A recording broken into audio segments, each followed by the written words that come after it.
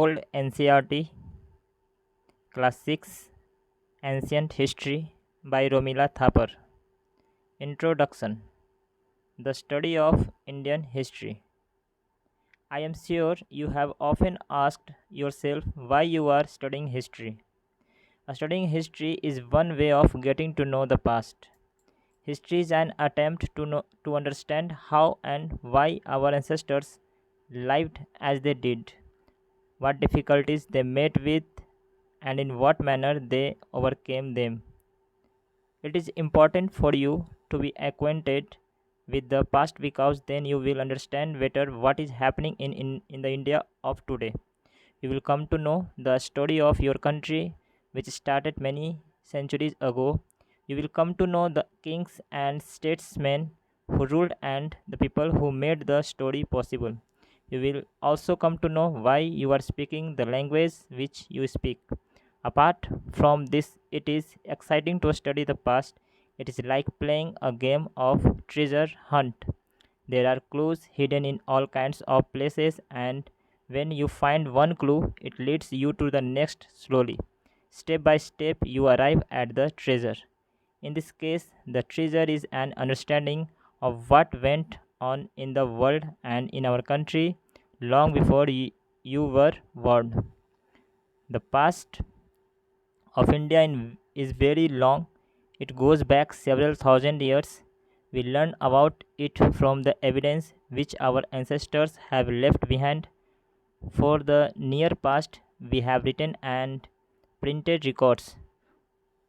For times when printed was not known, there are records written by hand on paper. But still earlier, even paper was not made and records were written on dried palm leaves, the bark of birch trees, and plates of copper, and in some cases were inscribed on large rocks, pillars, stone walls, or tablets made of brick.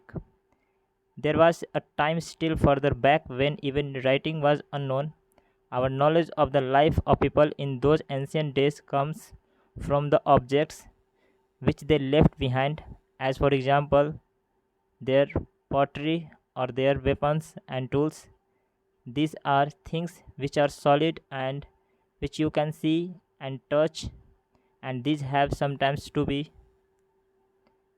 Here is a chart showing some Indian script like Ashoka Brahmi, 4th century BC, Central Asian cursive Gupta script, a Tibetan script, Sahada 88th century AD, Sanskrit 6th century AD, Old Kannada, Vatteluttu mixed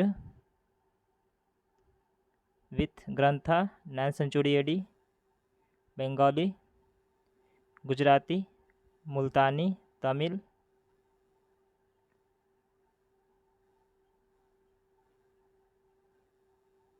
These are things which are solid and which you can see and touch, and these have sometimes to be literally dug out of the earth. They are all clues in the game of historical treasure hunt. Clues can be of many kinds. The most commonly used are manuscripts.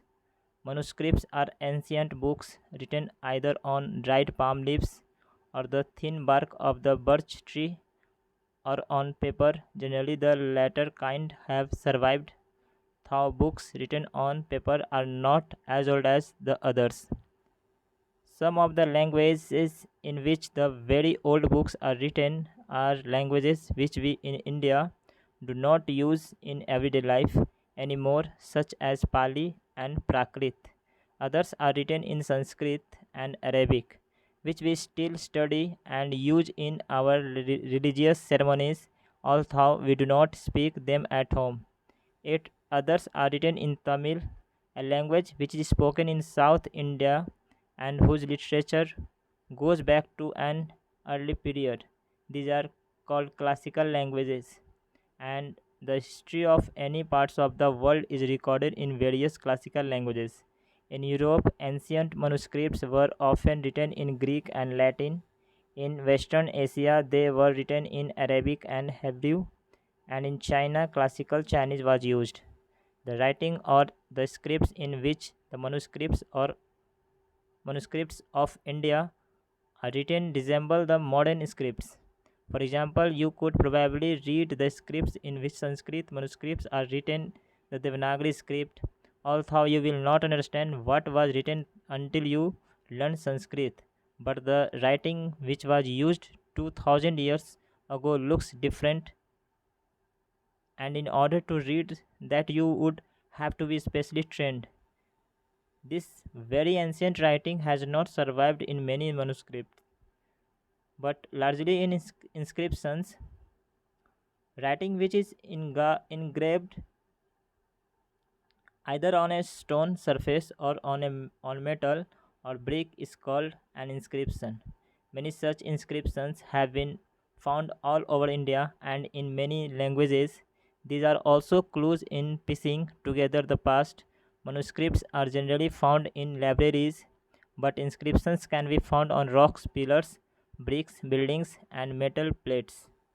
Much of the ancient history of India is blazed, much of the ancient history of India is based on the evidence which archaeology supplies. Archaeology means the study of the remains of the ancient past. This consists of monuments or buildings, coins, pottery, tools made of stone and metals, figures, images, and various other articles which people living many centuries ago had used in their daily life. Some of the very ancient towns and villages were either abandoned or destroyed, and their buildings were buried under the earth. They have to be dug out or excavated, but some buildings are still standing, such as temples, and do not have to be excavated. The clues provided by archaeology have enabled us to discover how men and women lived in India many thousand years ago. This type of life is described as primitive because the people largely depend on nature for their livelihood.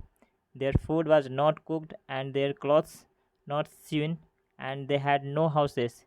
People living in this way are described as food gatherers. Slowly, as they learnt more and more about the plants and animals which surrounded them, and as they improved their tools and methods of making things, they began to lead an easier life. Finally, they found ways of growing plants and taming animals. This is the stage at which man is described as a food producer. Soon these people were managing their lives